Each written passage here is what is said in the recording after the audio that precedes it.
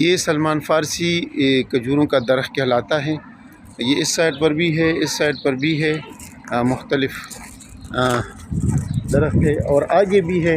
3-4 حصوں میں یہ تقسیم ہوا ہے۔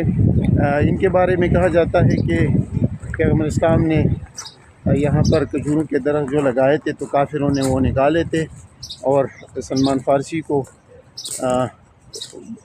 گرفتار کیا تھا، تو پھر آپ صلی اللہ علیہ وسلم نے ان کو کافروں کو یہ 300 درخت جو دیے تھے ان کی رہائی کے بدلے میں۔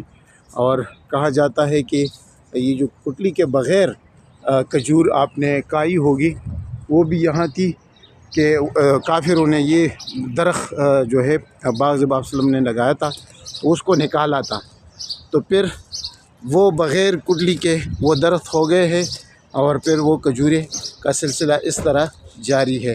لیکن یہ آگے بھی ہے اور یہ کچھ حصہ یہ کہلاتا ہے۔ Thank you.